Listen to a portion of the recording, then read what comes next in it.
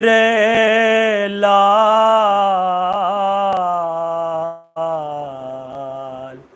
یہ مشتاق تمہاری آئی، دیکھو کس شان سے اماں ہیں تمہاری آئی، نہ تو ہودج ہے نہ محمل نہ ہماری بیٹا، اے سر کھلے بلوے میں ہے ماں کی سواری بیٹا، سر کھلے بلوے میں ہے ماں کی سواری بیٹا، رن میں جب بانوئے نعرہ صلوات فاتحہ۔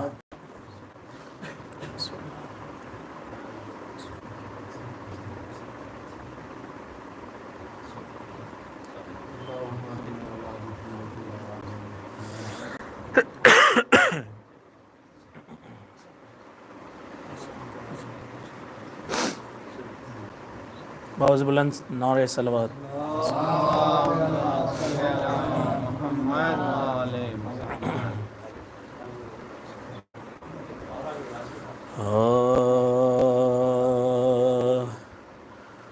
بہتر کا ہو چکا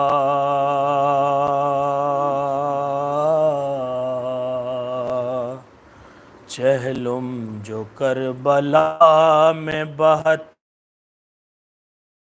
کا ہو چکا پیوند بے کسوں کے تنوں سر کا ہو چکا، اور فاتحہ حسین لشکر کا ہو چکا، قبروں پر شور آل پیمبر کا ہو چکا،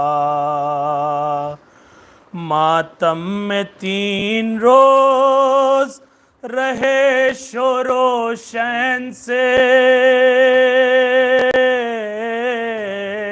ارے روئے لپٹ لپٹ کے مزار حسین سے، روئے لپٹ لپٹ کے مزار حسین سے، مثل چراغ گور غریباں پہ دل جلائے، پھولوں کے ساتھ قبروں پہ لختے جگر چڑھائے، پیاروں کی بود و باش کا ساما جو یاد آئے، بے ساختہ پکارے کلیجہ پکڑ کے ہائے، ہائے ہائے وہ پردہ دار ہمارے کدھر گئے، ارے بے پردہ ہو کے آل نبی در بدر گئے، بے پردہ ہو کے آل نبی در بدر گئے، اور چہلم تو کر چکی میں دل افغار یا حسین، اب روضہ کس طرح سے ہو تیار یا حسین، بیٹا بھی اور بہن بھی ہے نادار یا حسین، آخر کبھی تو آئیں گے زوار یا حسین، تکیہ ہے کار سازیے پروردگار پر،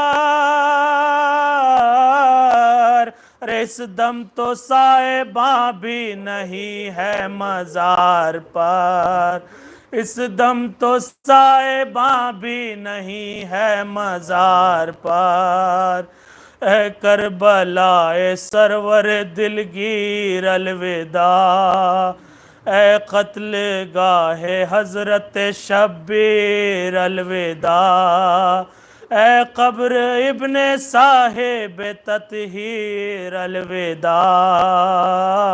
اے بھائی جان جاتی ہے ہمشیر الوداع، کیا بد نصیب ہے یہ نواسی رسول کی،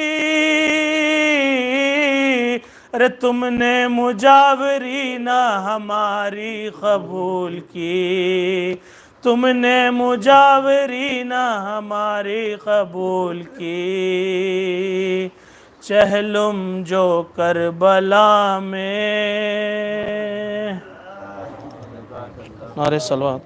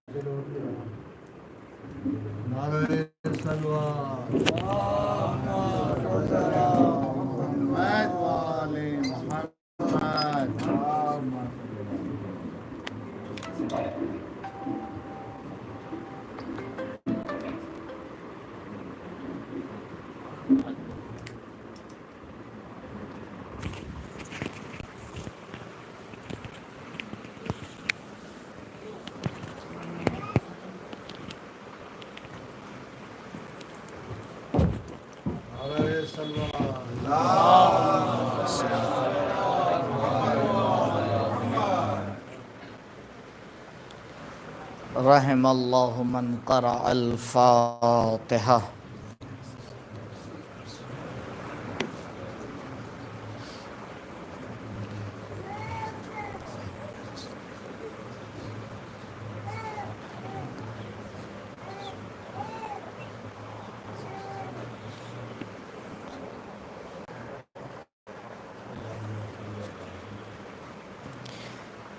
اعوذ باللہ من الشیطان الرجیم، بسم اللہ الرحمن الرحیم، الحمد للہ رب العالمین،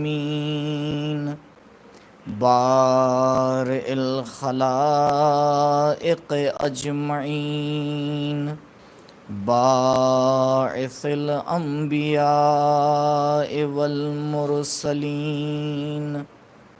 والصلاة والسلام علی طہ و یاسین، حبیب الہ العالمین، شفیع المذنبین، ابی القاسم المصطفى محمد،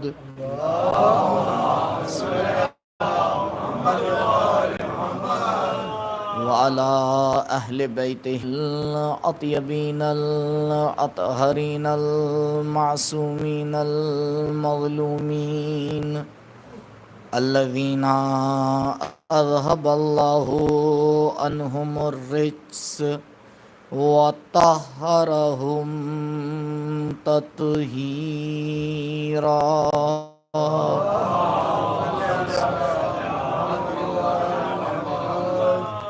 ولا سیما علی الحجۃ الثانی عشر، بقیت اللہ المنتظر، ولعنت اللہ علی اعدائہم وقتلتہم ومنکری فضائلہم اجمعین، من الآناء إلى لقاء يوم الدين أما بعد فقد قال أبو عبد الله حسين بن علي عليهم الصلاة والسلام لا يكمل العقل إلا باتباع الحق.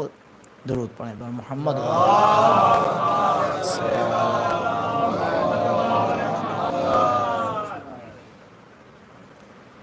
سرکار سید الشہا امام حسین علیہ السلام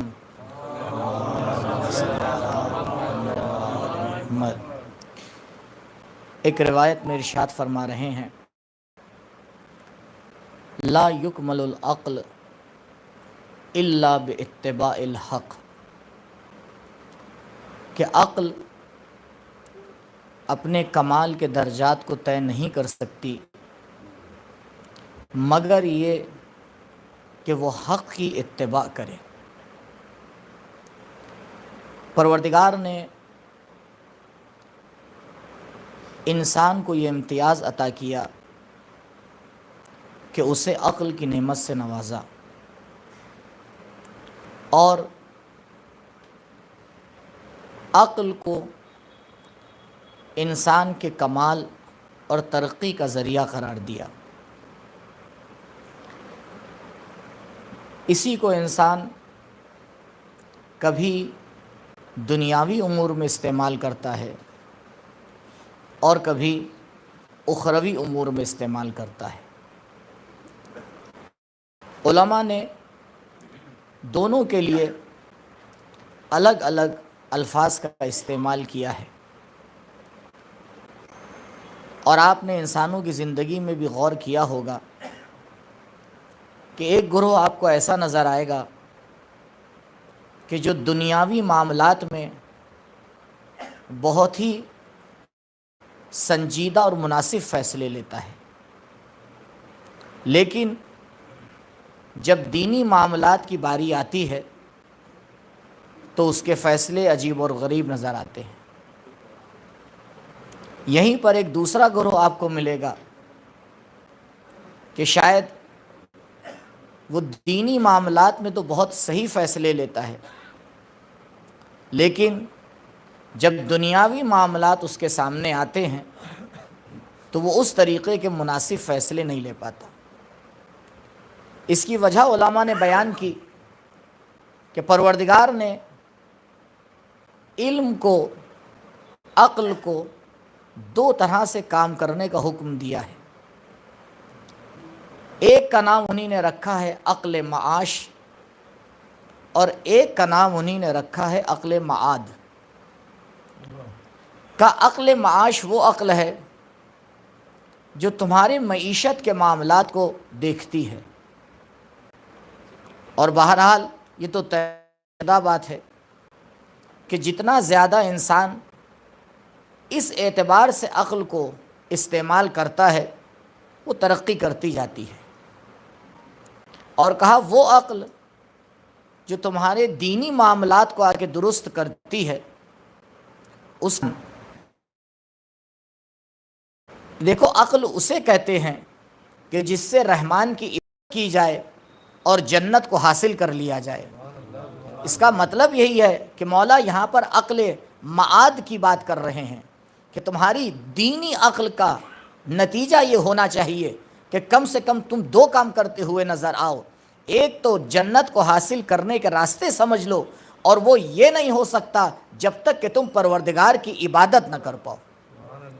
ما عبدا بہ الرحمن، کہ جس کے ذریعے سے رحمان کی عبادت ہو سکے، وقت سے با بہل جنان، اور جنت کو حاصل کیا جا سکے. تو کہا یہ ایک طریقہ کار ہے عقل کے کمال تک پہنچنے کا، اور دوسرا طریقہ عقل معاش ہے. کہا جب اپنی دنیاوی امور میں تم کام کرو گے تو وہاں پر بھی تمہاری عقل کو صحیح کارکردگی رکھنا چاہیے. ایسا نہیں ہے دین اسلام نے آ کر معاش کی کوئی مذمت کی ہو. ایک مسئلہ آپ کے سامنے پیش کرنا چاہتا ہوں انشاءاللہ. بہرحال صاحبان فکر موجود ہیں، کیونکہ یہ سوال اکثر ذہن میں ہوتا ہے کہ دنیا کو لے کر اسلام کا نظریہ کیا ہے، آمدنی کے اعتبار سے دنیا کا اسلام کا نظریہ کیا ہے، کس حساب سے انسان کو دنیاوی امور میں دخالت کرنا چاہیے۔ ایک کلی قاعدہ اپنی جگہ کے اوپر موجود ہے، چاہے کم کمائے چاہے زیادہ کمائے، اصل اولی یہ ہے کہ وہ کمائی حلال ہونا چاہیے، اس سے تو ہٹ کے کوئی قانون ہے ہی نہیں۔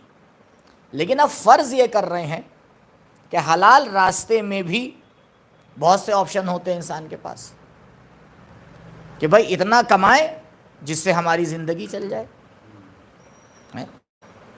اگر ایک جوان، اس کا مہینے کا خرچہ آپ فرض کریں 20,000 روپے، تو کہا آپ 20,000 روپے کمائیے، یہ آپ کے لیے کافی ہے۔ کہ باقی وقت کیا کرنا ہے؟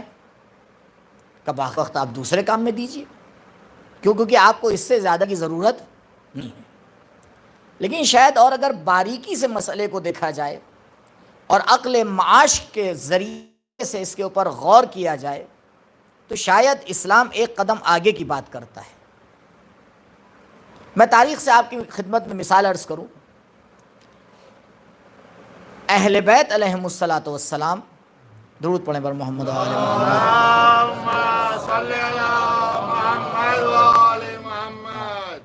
یہ ہستیاں بھی،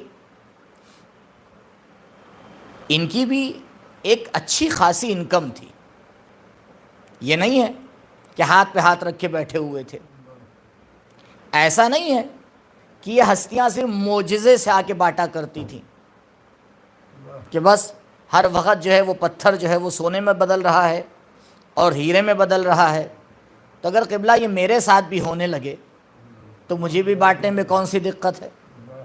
البتہ یہاں پہ بھی ایک مسئلہ ہے، کیونکہ اگر جس دن پروردگار نے میرے لیے پتھر کو سونا بنا دیا تو میں اس سے کتنی محبت کروں گا اور کتنا بانٹوں گا، وہ ایک الگ مسئلہ ہے۔ کیونکہ مال و دولت کا ہونا الگ مسئلہ ہے، اس کو بانٹ دینا الگ مسئلہ ہے۔ تو یہ خود اپنے ذات میں کمال ہے، ولو یہ اس طریقے سے بانٹتی ہوں، لیکن ایسا نہیں ہے۔ جب آپ تاریخ کا مطالعہ فرمائیں گے تو چھٹے امام کے بارے میں یہ ملتا ہے کہ مولا، ابھی تو پروردگار نے ہمارے اوپر جو واجب کیا ہے وہ بچت کا 20% ہے، بچت کا بھی کا خرچہ کر لیجئے اس کے بعد۔ لیکن مولا کا طریقہ کار یہ تھا کہ سال میں 2 مرتبہ وہ اپنی پوری آمدنی کو 2 حصوں میں تقسیم فرماتے تھے۔ آدھا حصہ غریبوں میں تقسیم ہوتا تھا اور آدھا حصہ رکھا جاتا تھا آگے کی تجارت کے لیے۔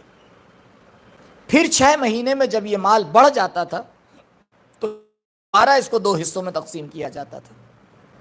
تو ایسا نہیں ہے، اگر ان حضرات کی سیرت کو بھی دیکھا جائے، کتنی آپ کو ایسی روایات ملیں گی کہ مولا کہاں کام کر رہے ہیں، کہاں آگے وہ کھیتی میں آ کے محنت فرما رہے ہیں۔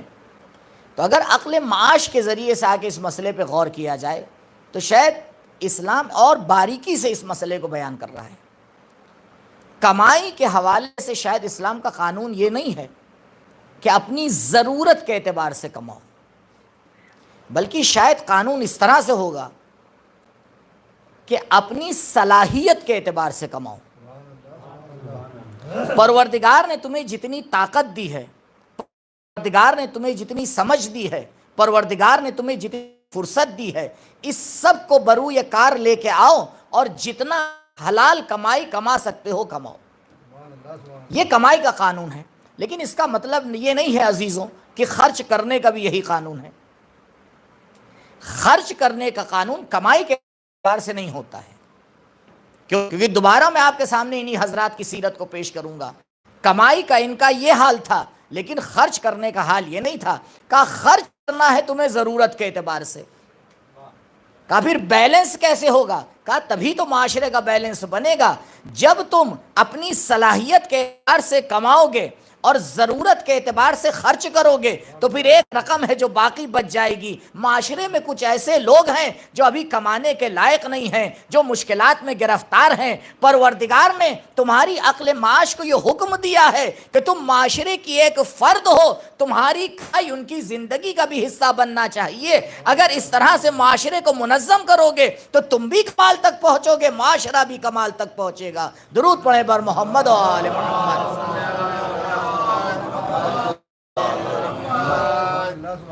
کیوں؟ کیونکہ نبی کی روایت ہے کہ فرماتے ہیں کاد الفقر ان یکونا کفرا، بہت سے انسان اس لیے کفر کا راستہ اختیار کر لیتے ہیں کیونکہ فقر ان کی زندگی میں آ کے انہیں مجبور کر دیتا ہے بہت سے ایسے کام کرنے کے اوپر، شاید ان کی پاک فطرت اسے کرنے کے لیے نہیں کہتی، لیکن جب انسان مجبور ہو جاتا ہے تو کہیں نہ کہیں ہاتھ پھیلا دیتا ہے، کسی راستے کے اوپر اتر جاتا ہے۔ لیکن جب انسان یہ سمجھتا ہے میں معاشرے کی ایک فرد ہوں، میں ایک اکیلا انسان نہیں ہوں بلکہ یہ پورا سماج میرے ساتھ زندگی کر رہا ہے، اسی لیے تو جناب فردوسی نے یہ جملہ کہا کہ دیکھو انسان ایک ہی جسم کے پیکروں کا نام ہے، انسان ایک ہی پیکر کے اعضاء کا نام ہے۔ اگر انسان کے جسم کا ایک عضو بھی درد مند ہوتا ہے تو پورے جسم کے اندر درد ہوتا ہے۔ کہا یہ نہیں ہے کہ اگر ایک انسان کو ضرورت ہے تو دوسرے ہاتھ پہ ہاتھ رکھ کے بیٹھ جائیں، لہٰذا اپنی آمدنی کو زیادہ سے زیادہ بڑھاؤ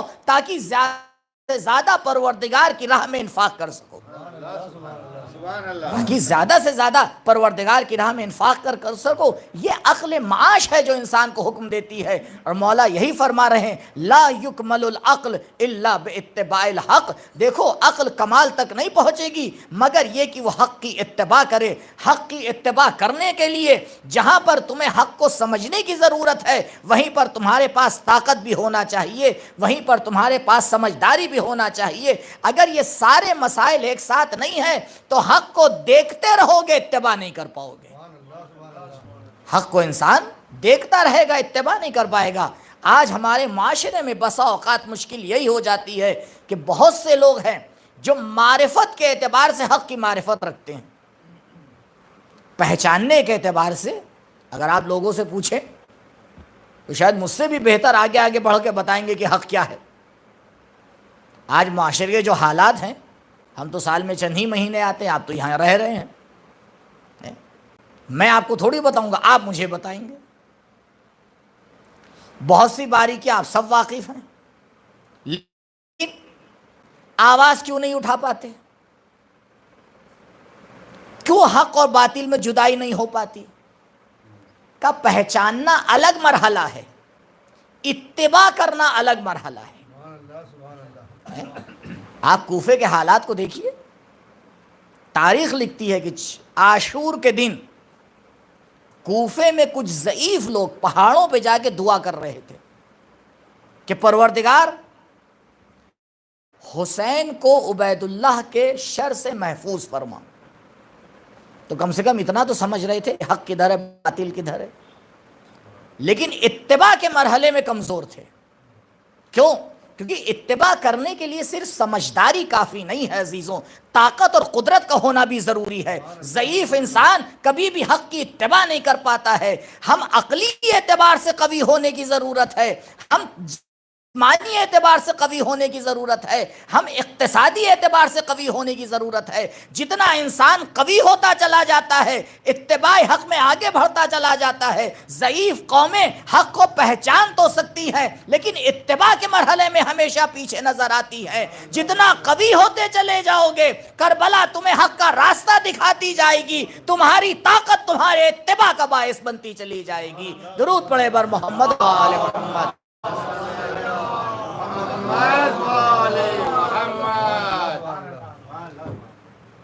قطعاً اسلام اس نظریے کا قائل نہیں ہے کہ دنیا بری چیز ہے۔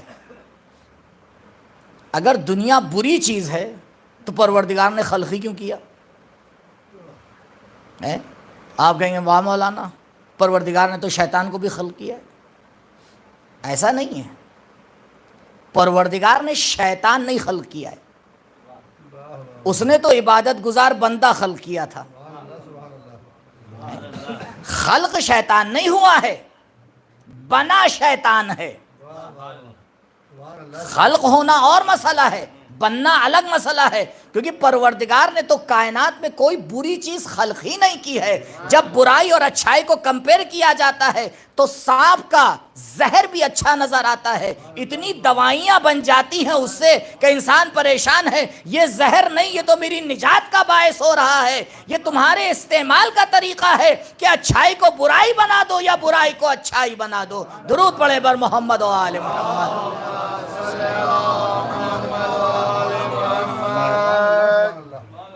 یہ تو محالات میں سے. اگر دنیا بری چیز ہے تو پھر ملک سلیمان کس چیز کا نام ہے؟ اگر دنیا بری چیز ہے تو پھر آخری حجت کو یہ کیوں کہا جاتا ہے پوری دنیا پہ حکومت فرمائیں گے؟ مسئلہ یہاں ہے ہی نہیں. مولا نے دنیا کو 3 طلاق دے دی. بے شک روایت موجود ہے 3 طلاق دی، لیکن طلاق دنیا کو نہیں دی ہے. طلاق دنیا کو نہیں دی کہ بھئی طلاق وہاں دی جاتی ہے جہاں شادی کی جائے. تو کب مولا نے دنیا سے شادی کی تھی؟ یہ کون سا کانسیپٹ ہے بھائی؟ شادی ہوئی نہیں ہے طلاق دیے پڑے ہیں. پہلے شادی ہوگی تب تو طلاق دی جائے گی. بھائی الگ اسے کیا جاتا ہے جو پاس ہو. جو پاس آیا ہی نہیں اسے الگ کہاں سے کیا جا رہا ہے؟ بارہا آپ لوگ ان روایتوں کو سنتے رہتے ہیں. دیکھیے روایت الگ مسئلہ ہے، درایت الگ مسئلہ ہے. ہم میں اور اہل سنت میں یہی تو آگے فرق ہو جاتا ہے. وہ روایت کے پرستار ہیں، ہم درایت کے طرفدار ہیں. وہ آج تک اسی کے اولے دیتے نہیں تاریخ میں تو یہ لکھا ہے. ہم کہتے ہیں بالکل تاریخ میں یہ لکھا ہے، لیکن سیرت معصوم یہ نہیں کہتی ہے. بھئی آیات شیطانی کہیں اور سے نکل کے نہیں آئی ہیں. یہ آیات شیطانی کی کتاب کتابوں میں سے ہی نکل کے آئی ہے. لیکن مسئلہ یہ کیوں بنا کہ آپ کی کتابوں سے نکل کے آ گئی، ہماری کتابوں سے نہ نکل پائی؟ کا مسئلہ یہی ہے. آج صرف روایت کو دیکھتے ہیں، ہم روایت کے ساتھ درایت کو دیکھتے ہیں. لہٰذا ہم معیار کے اوپر آ کے تولتے ہیں. تو یہ نہیں ہے وہاں پہ طلاق کا معنی یہ نہیں ہے. کہا دیکھو مسئلہ یہ ہے، اصل دنیا بری چیز نہیں ہے، دنیا کی محبت بری چیز ہے. محبت ایک ایسی چیز ہے جو دل میں خواہ نخواہ ہوتی ہے. کہا یہ جو مولا فرما رہے ہیں میں طلاق دے رہا ہوں، اس محبت کو جو آ سکتی ہے اسے دور رکھنے کا انتظام کر رہے ہیں. اور یہی اپنے چاہنے والوں کو بھی سمجھا رہے ہیں کہ دیکھو میں دنیا سے دوری کرنے کی بات نہیں کر رہا ہوں، بلکہ میں دنیا سے محبت کی دوری کی بات کر رہا ہوں. دنیا تمہارا حق ہے. اگر مومن کو دنیا نہیں ملے گی تو پروردگار نے کس کے لیے خلق کیا ہے؟ دوسروں کو تو ہمارے صدقے میں ملتی ہے، لیکن مشکل یہاں ہو جاتی ہے کہ دنیا کے بہانے محبتیں دنیا کرنے لگتے ہیں. جہاں دنیا کی محبت آتی ہے پروردگار کی محبت دلوں سے نکلنے لگتی ہے. کہاں ایک دل میں 2 محبتیں جمع نہیں ہو سکتی ہیں. دنیا استعمال کے لیے ہے، پروردگار عبادت کے لیے ہے. درود پڑھیں بر محمد و آل محمد.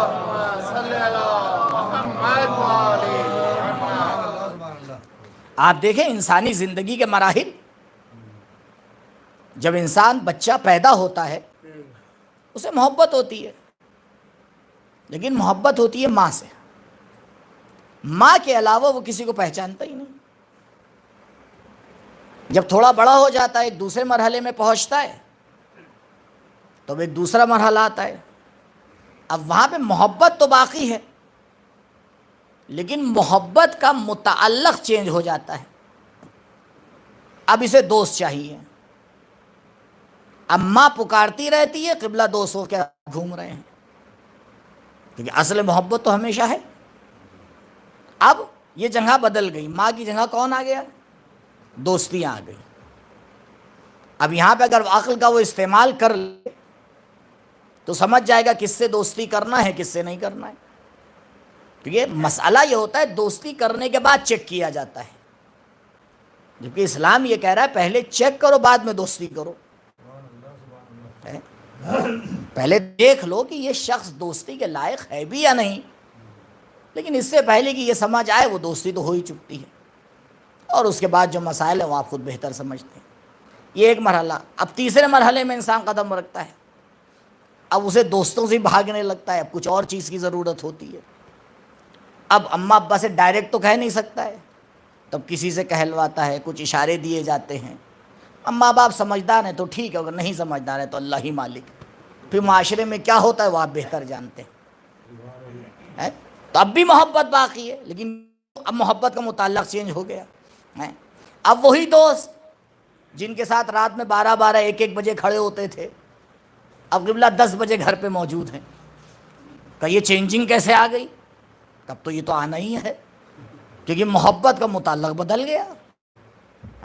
اب گھر میں کسی فرد کا اضافہ ہو گیا ہے.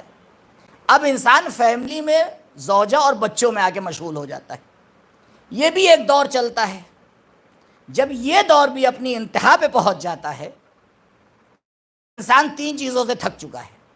ماں سے تھک چکا، دوستوں سے تھک چکا، زوجہ اور بچوں سے تھک چکا. اب یہ میں نے حساب نہیں لگایا تھا، لیکن اندازاً ایسے ہی ہو گیا. یہ 3 اور 1 والا مسئلہ پتہ نہیں کیوں ہو جاتا ہے. اب یہ چوتھا ایک دور آتا ہے. اب وہاں پہ اس کی سمجھ میں آتا ہے کہ کوئی لو لگانے والی چیز ہے بنام اللہ. اسی لیے آپ نے دیکھا ہے بزرگوں سے معذرت کے ساتھ کہ اس ایج پر پہنچنے کے بعد عبادت کا طریقہ بدل جاتا ہے، اطاعت کا طریقہ بدل جاتا ہے. اور وہاں پر ایک اور مشکل جو کھڑی ہو جاتی ہے کہ انسان وہاں پر پہنچنے کے بعد اب پورے معاشرے سے توقع یہ رکھتا ہے کہ سب ویسے ہی ہو جائیں. قبلہ آپ 3 مرحلے گزارنے کے بعد یہاں پہ پہنچے ہیں، تو ابھی جو دوسرے مرحلے میں اس کو وہیں رہن دیجئے، کیونکہ آپ بھی اسی مرحلے سے پہنچے ہیں. پروردگار آواز دیتا ہے، اے انسان تو نے اپنی عقل معاد کو دیر سے استعمال کیا. اگر پہلے سے ہی استعمال کرتا تو جب تو دوستوں کے ساتھ محبت کر رہا تھا میں بھی تب بھی تیرے ساتھ موجود تھا. جب تو فیملی کے ساتھ محبت کر رہا تھا تب بھی میں تیرے ساتھ موجود تھا. جب تو ماں کے ساتھ محبت کر رہا تھا میں تیرے ساتھ موجود تھا. تو بڑے آخر میں میرے پاس آیا ہے، لیکن میں تیرا رب کریم ہوں، اب بھی قبول کرنے کے لیے تیار بیٹھا ہوں. لیکن اگر ابتدا سے تو میری بارگاہ میں آ جاتا تو تیرے کمال کے درجات کچھ اور ہوتے، تو میری بارگاہ میں کچھ اور ہوتا. درود پڑھیں بر محمد و آل محمد.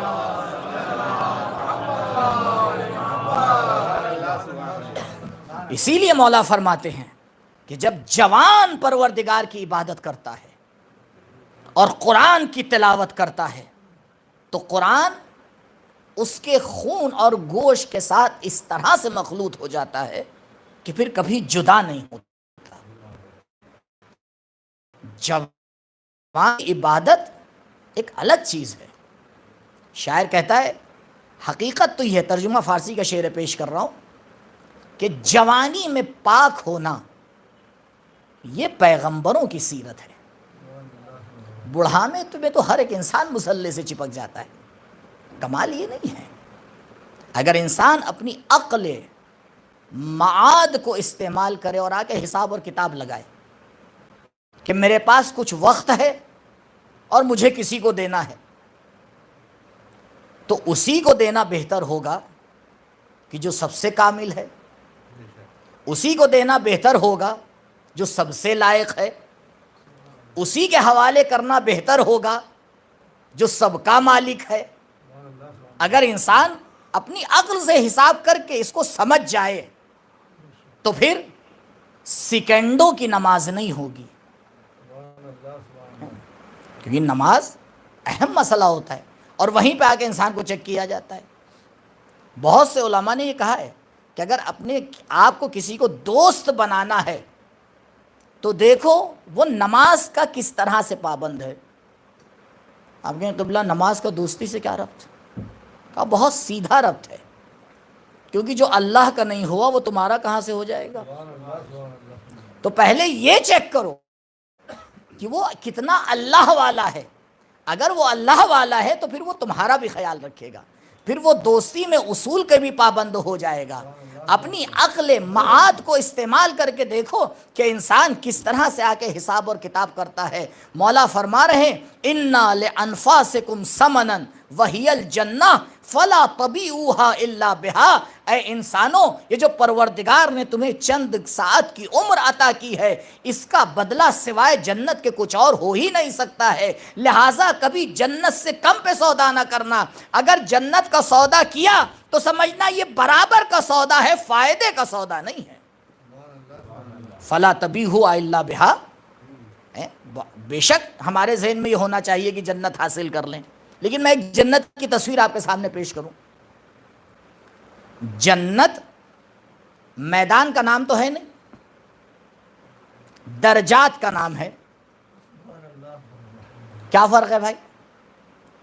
میدان میں اور درجات میں کیا فرق ہے؟ ٹھیک ہے، فرق یہ ہے میدان میں سب ایک دوسرے کو دیکھ رہے ہوتے ہیں، لیکن درجات میں ایسا نہیں ہوتا۔ درجات میں نیچے والے کو اوپر والے کا نہیں پتا، اوپر والے کو نیچے والے کا نہیں پتا۔ جب طبقات ہوتے ہیں، آپ ایک طبقے میں، کوئی دوسرے طبقے میں، کوئی اس سے اوپر ہے، تو جنت اسی طرح سے تو ہے، اور ہر انسان تو ایک درجے میں جانے والا نہیں۔ اب اگر پروردگار آ کے یہ طے کرے کہ ہم بالکل تمہیں جنت میں بھیجنے والے ہیں، کیونکہ ہمارے ماشاءاللہ لکھنؤ کا جو ہے وہ باذوق مجمع، اس کو جب تک جنت نہ مل جائے تو اس سننے کہاں آئے گا مجلس؟ آپ کہیں گے مولانا آپ نے کچھ پڑھا ہی نہیں، جنت تو آپ نے بانٹی نہیں، تو ہم بھی بانٹے دے رہے ہیں، کیا کیا جائے؟ جب پوری دھار ہی ایک طرف بہہ رہی ہو تو آپ کب تک اس کے خلاف تیریں گے؟ 10 منٹ تیر لیں گے، 20 منٹ تیر لیں گے۔ اب بہرحال مجلسیں پڑھتے بھی ہیں، سنتے بھی ہیں، اور آج کل تو ماشاءاللہ اتنی آنکھیں لگ جاتی ہیں کہ آپ گھر بیٹھے سنتے رہیے، کون کہاں کیا پڑھ رہا ہے اور کیا کیا پڑھا جا رہا ہے اللہ ہی جانتا ہے۔ میں بارہا اس بات کو کہتا ہوں کہ ایران میں تو ہم نے تعلیم حاصل ہی نہیں کی، اصل تعلیم تو لکھنؤ آ کے حاصل ہوتی ہے۔ یہاں جب نئے نئے مسئلے سمجھ میں آتے ہیں، نئی نئی روایتیں سننے کو ملتی ہیں، نیا ایک دم اسلام سمجھ میں آتا ہے، تو پتہ ہمیں سمجھ میں نہیں آتا ہم وہاں کر کیا رہے تھے، پتہ نہیں ہم وہاں کرنے کیا گئے تھے، میرے بھائی یہیں رہ جاتے اصلی اسلام سمجھ میں آ جاتا ہے۔ اور اس پہ کمال کی بات یہ ہوتی ہے بولنے والا کوئی ہے ہی نہیں، اتنی آزادی ہے بولنے کے اوپر، واقعی سوتنتر بھارت یہی ہے، کوئی پابندی نہیں ہے، مائک سے پڑھا جا رہا ہے، کسی بھی محلے میں پڑھا جا رہا ہے، کسی بھی ٹائپ کا اسلام پیش کیا جا رہا ہے۔ ابھی یہ 4 آنکھیں نہ لگی ہوتی تو میں آپ کو 2-4 اتنی پیاری پیاری روایتیں سناتا، نہیں اس کے آگے تو میں سنا ہی نہیں سکتا، کیونکہ میں تو اس طریقے کو اپنا نہیں سکتا جو دوسرے اپنا رہے ہیں۔ کیوں؟ کیونکہ میری عادت نہیں ہے قوم کو بدنام کرنا، اسی لیے میں بہت سی جگہ مائک بند کر کے پڑھتا ہوں جب اپنی بات کرنا ہوتی ہے، کیونکہ ترقی یافتہ لوگوں کا طریقہ یہ نہیں ہوتا۔ جب والدین کو اپنی اولاد کو سمجھانا ہوتا ہے تو اکیلے میں سمجھاتے ہیں، چوراہے پہ نہیں سمجھاتے۔ بار اب یہ ہے، اب ٹھیک ہے جنت کی آئیے ہم بھی آپ کی خدمت میں جنت پیش کر دیں۔ تو آپ تصور کریں پروردگار نے ہمیں جنت میں بھیج دیا، الحمدللہ، لیکن یہ کہا دیکھو جس درجے میں تمہیں بھیجا گیا ہے وہاں نہ تمہیں کوئی اہل بیت کا صحابی ملنے والا ہے، نہ اہل بیت ملنے والے ہیں، جنت میں ہو، لیکن اس جنت میں تمہیں حسین کی زیارت نہیں ہوگی، اس جنت میں تجھے مولا کائنات کی زیارت نہیں ہوگی، اس جنت میں تمہیں سلمان فارسی نہیں نظر آئیں گے، اس جنت میں تمہیں کربلا والے نہیں نظر آئیں گے۔ کہا پروردگار کیوں؟ کہا ان کے درجات بہت اوپر ہیں، تم بھی ہو جنت میں، وہ بھی ہیں جنت میں، لیکن فاصلہ بہت زیادہ ہے۔ تو عزیزو آپ بتائیں ہم میں اور آپ میں سے کون راضی ہوگا ایسی جنت میں جانے کے لیے؟ روایت میں ہے کہ قیامت کے دن جنت ہم نے فلا کام نہ کیا ہوتا تو ہمارا درجہ کچھ اوپر ہوتا۔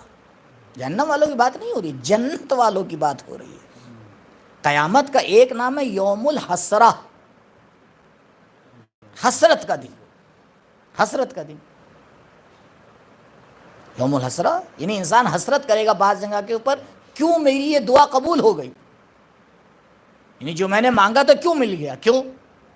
کیونکہ جب وہ قیامت کے دن دیکھے گا کہ کسی نے پروردگار سے مانگا اور پروردگار مصلحت تھی اور انسان اس بات کو سمجھے گا، تب وہ آ کے آواز دے گا، اے کاش میری بہت دعائیں قبول نہ ہو۔ عاد ہے انسان کی جو اسے دعوت دیتی ہے کہ تمہیں جو مانگنا ہے مانگتے رہو، لیکن مطمئن اسی چیز پر ہونا جو پروردگار عطا کر رہا ہے۔ درود پڑھیں بر محمد و آل محمد۔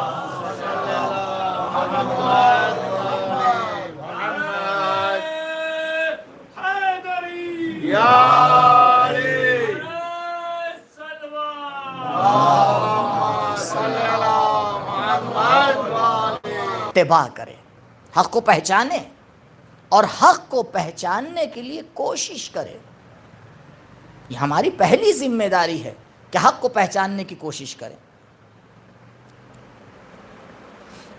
کوشش یہ رہتی ہے کہ بہرحال کچھ تیاری کے ساتھ آپ کے سامنے مطالب کو پیش کیا جائے۔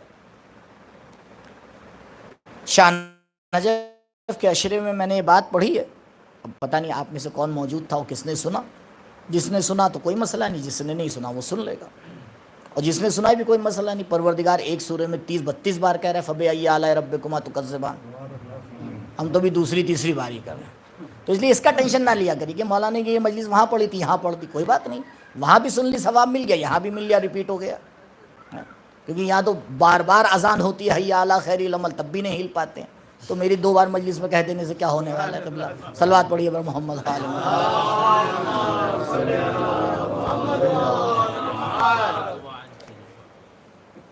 لیکن معاشرے میں ایک طبقہ ہے، البتہ میری باتوں کو آپ کہیں لے جا کے فٹ نہ کیجیے گا، کیونکہ ہمارا کام ہے قانون دینا، مصداق تلاش کرنا وہ آپ کی ذمہ داری ہے۔ اس کا ہم نے ایک نام رکھا ہے، حق کے دائرے میں، اس پہ غور فرمائیے گا۔ معمولاً سمجھا یہ جاتا ہے کہ معاشرے میں 3 طبقے ہوتے ہیں، سمجھا یہ جاتا ہے۔ ایک طبقہ وہ ہے جو حق کی طرف ہے،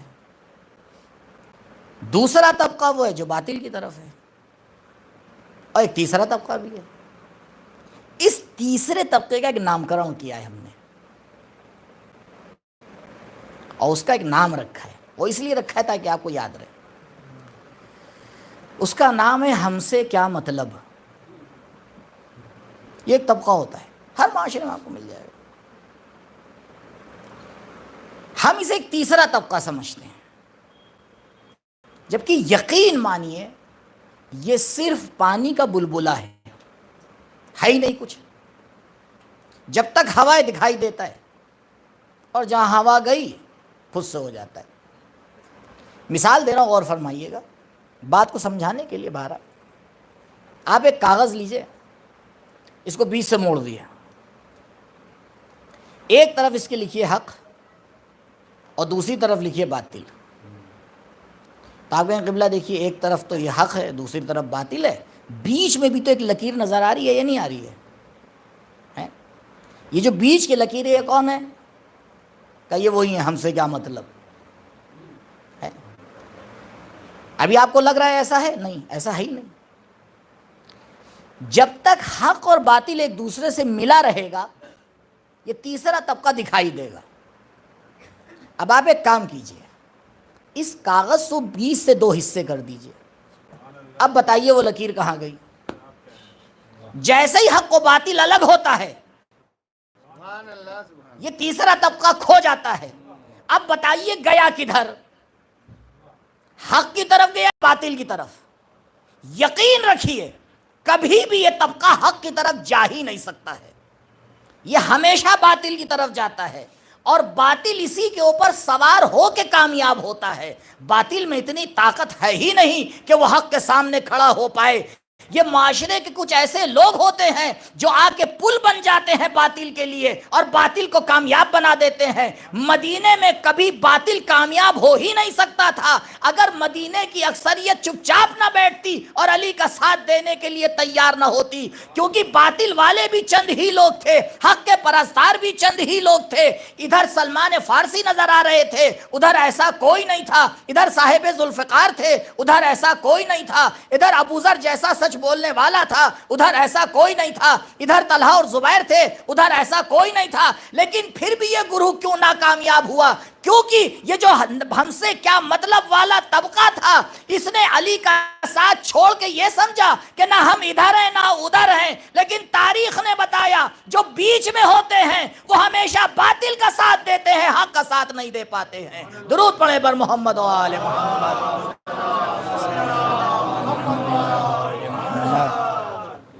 یہ بڑا مسئلہ ہوتا ہے ایک معاشرے کے اندر کہ انسان ایک جملہ کہہ کے سمجھتا ہے کہ وہ بری الذمہ ہو گیا۔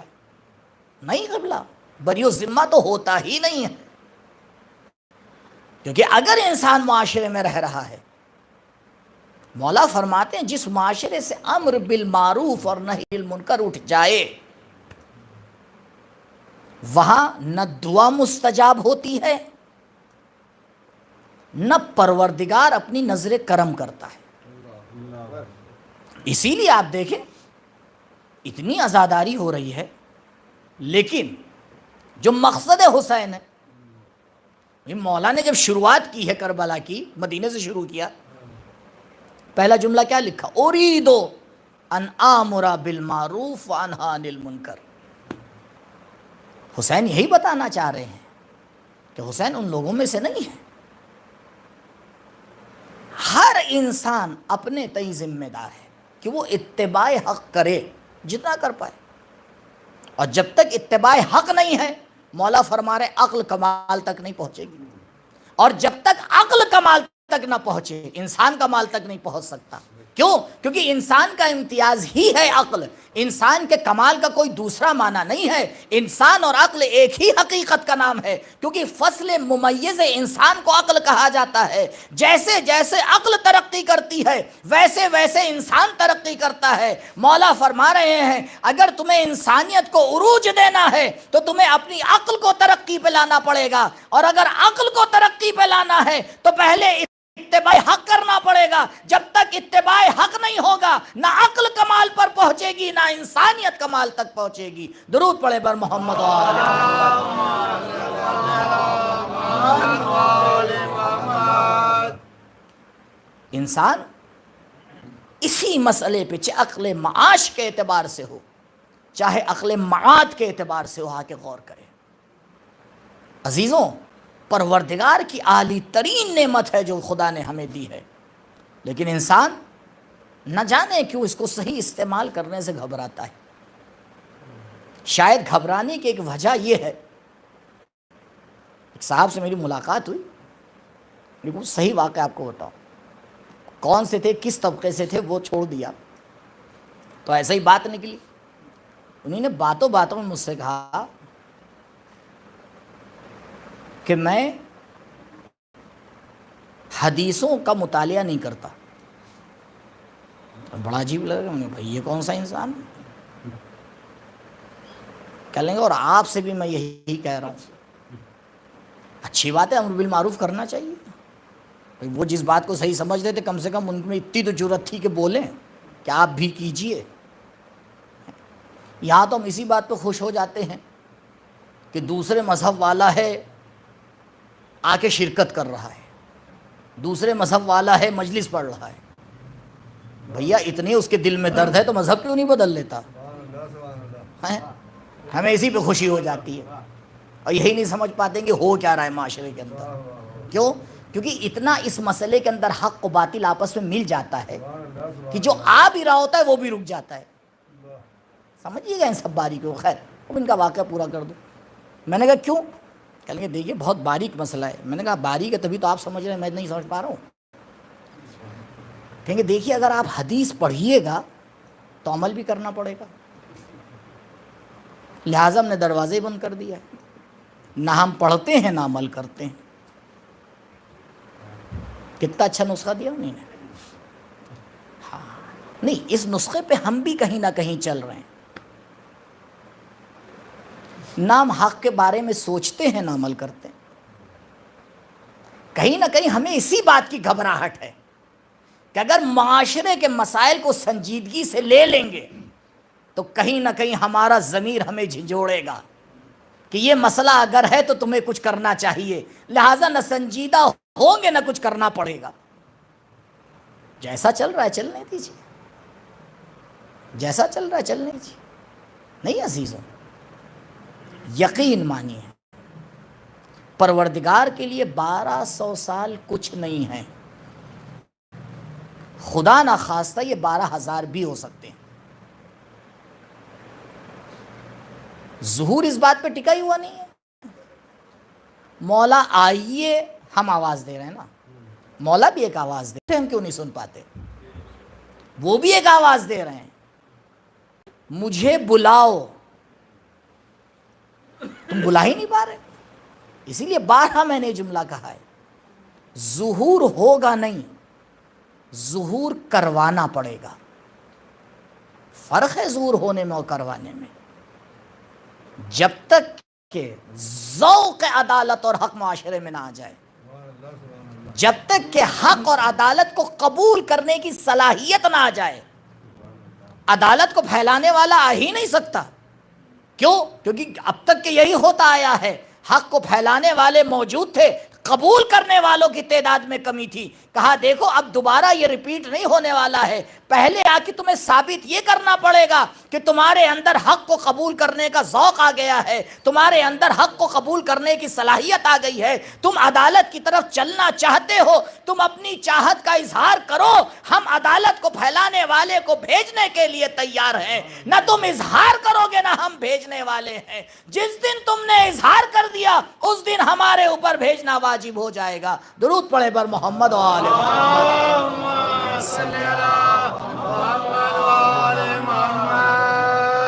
یہ سارے اہل بیت کے فضائل اسی ایک جملے میں آ کے خلاصہ ہوتے ہیں کہ یہ ہستیاں کسی بھی حالت میں رہیں، انہی نے حق کے ساتھ کبھی بھی باطل کی طرف کوئی جھکاؤ دکھایا ہی نہیں،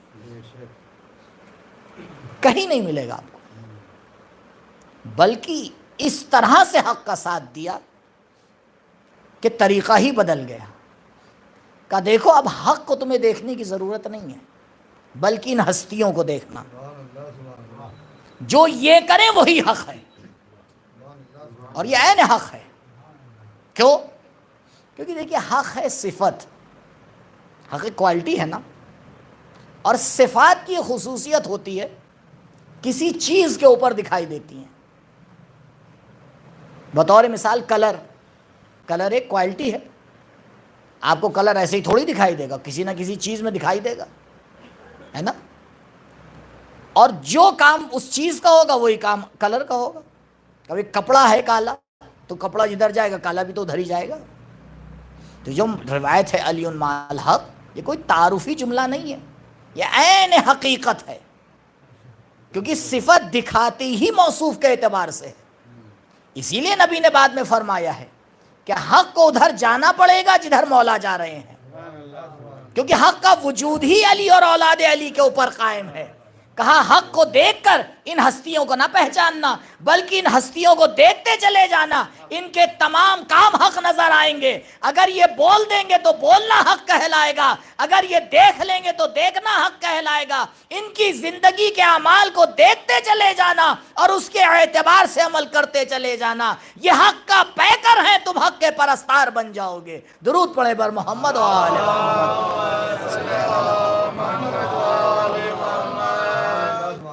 اور یہ ممکن نہیں ہے عزیزوں بغیر مشکلات کو برداشت کیے۔ اگر انسان یہ سوچے کہ مراحل بڑی آسانی سے طے ہو جائیں گے تو ممکن نہیں ہے۔ جب ان ہستیوں کے لیے طے نہ ہو پائے تو ہمارے اور آپ کے لیے کیسے طے ہوں گے؟ لیکن عقل اس بات کی گواہی دیتی ہے کہ دنیا کی محدود سختیوں کو برداشت کر لینا بہتر ہے کہ انسان آخرت کی مصیبتوں کو برداشت کرے۔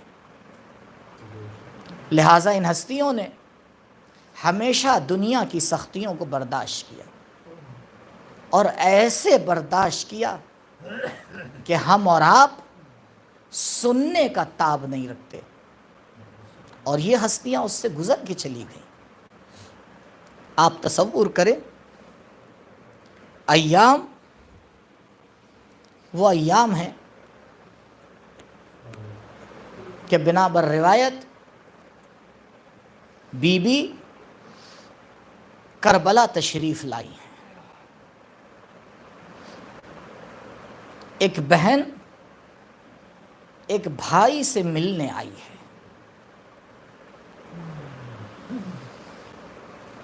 کتنی محبت تھی اس بہن اور بھائی میں کہ شروع سے ہی اعلان کر دیا گیا تھا کہ عبداللہ دیکھو جب حسین کو کہیں جانا ہو تو زینب کو روکیے گا مت، کیونکہ زینب بغیر بھائی کے زندہ نہیں رہ سکتی. لیکن اللہ اکبر، ذمہ داری نہ صرف بہن بھائی سے جدا ہوئی بلکہ بھائی کا جدا ہوا سر بھی ساتھ ساتھ دیکھتی چلی، اور اس کے باوجود زینب زندہ رہی. بے شک جب جناب زینب خیمے سے باہر نکلی ہیں تو اسی وقت زینب کی روح نکل جاتی اگر زینب کے کاندھوں کے اوپر کربلا والوں کی ذمہ داری نہ ہوتی.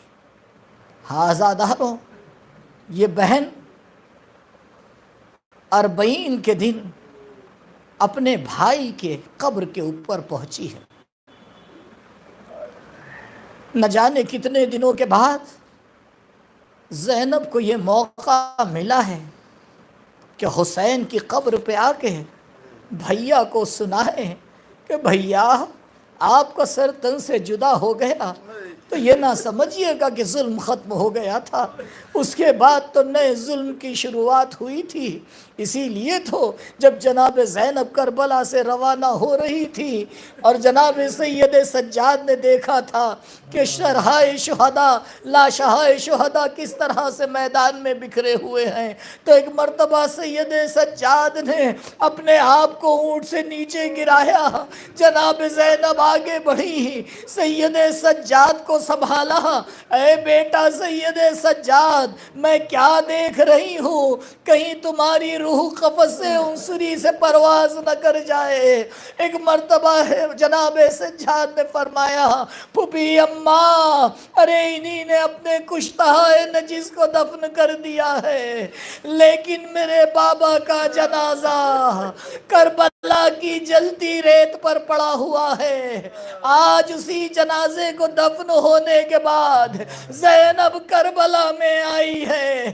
مجھے نہیں معلوم کہ جناب زینب نے کیسے قبر کے حسین کو پہچانا، لیکن ہاں یہ ضرور ملتا ہے کہ جب زینب قبر حسین پر پہنچی ہے، آہو زاری کیا ہے، شاید جناب زینب نے یہ بھی بتایا ہوگا بھیا آپ جب الوداع کر رہے تھے ایک امانت زینب کے حوالے کر کے گئے تھے، لیکن زینب اس امانت کی نگہداری نہ کر پائی. ہاں زندان شام میں سکینہ آرام کر رہی ہے، اسی لیے جب جناب زینب شام سے نکلی، ایک مرتبہ جب قافلہ آگے بڑھا، بی بی نے محمل کا پردہ ہٹایا، آواز دی اے شام میں رہنے والو، زینب ایک امانت چھوڑ کر جا رہی ہے، اس کا خیال رکھنا. ہاں زاداروں، کربلا میں مختلف بیویاں اپنے اپنے شہیدوں کے ساتھ بین کر رہی ہیں. ہاں لیکن ایک وقت بھی آیا کہ سید سجاد نے فرمایا اب ہمیں مدینے واپس جانا ہے. مجھے نہیں معلوم زینب نے کس طرح سے اپنے بھائی کو الوداع کہا ہوگا. بھیا ایک بار زینب آپ سے جدا ہو چکی ہے، اب دوبارہ مدینے واپس جا رہی ہے. اب بس آپ یہ بتا دیجئے جب مدینے والے سوال کریں گے زینب حسین کہاں ہے، زینب علی اصغر کہاں ہے، زینب انہیں کیا جواب دے گی.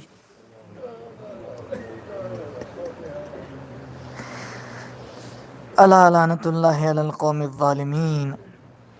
سیعلم الذین ظلموا ای منقلب ینقلبون. انا للہ و انا الیہ راجعون. رضا بقضائہ و تسلیما لامرہ لا معبود سواک یا غیاث المستغیثین. بار الہ امام کے ظہور میں تعجیل فرما. ہمارا نام ان کے اعوان و انصار میں شمار فرما. پرچم اسلام کو سر بلند فرما. پرچم کفر و نفاق کو سرنگوں فرما. میرے معبود تیری توحید کو ماننے والے اس دنیا میں جہاں جہاں بھی آباد ہیں ان کی جان مال عزت و آبرو کی محافظت فرما. جو بیمار ہیں ان کو شفاء عاجل و کامل عنایت فرما. جو مقروض ہیں غیب سے ان کا قرض عطا فرما. جو بے روزگار ہیں ان کے لیے بہترین روزگار کا انتظام فرما. جو بے اولاد ہیں ان کی گودیوں کو اولاد کی نعمت سے بھر دے. جو صاحب اولاد ہیں انہیں توفیق دے اپنی اولاد کی نیک تربیت کر سکیں. بار الہ ہمارے مرحومین پر اپنی رحمت خاصہ کا نزول فرما. علماء اعلام کا سایہ ہمارے سروں پہ باقی رکھ. مملکت اسلامیہ کا تحفظ فرما. پروردگار ہمارے ملک میں امن چین بھائی چارے کی فضا کو عام فرما. جو لوگ اس فضا کو خراب کرنے کے در پہ ہیں اگر قابل ہدایت نہیں ہیں انہیں جلد از جلد نیست و نابود فرما. بار الہ محبت اہل بیت عزاداری سید الشہداء تا قیامت ہماری نسلوں میں باقی رکھ.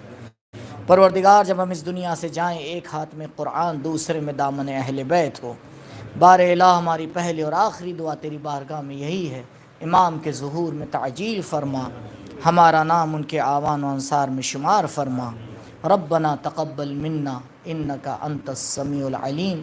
التماس ہے ایک مرتبہ سورہ الحمد اور 3 مرتبہ سورہ اخلاص کی تلاوت فرما کر جملہ مومنین و مومنات بالخصوص مولانا منظر صادق صاحب کے والدین کی روح کو ایصال فرما دیں.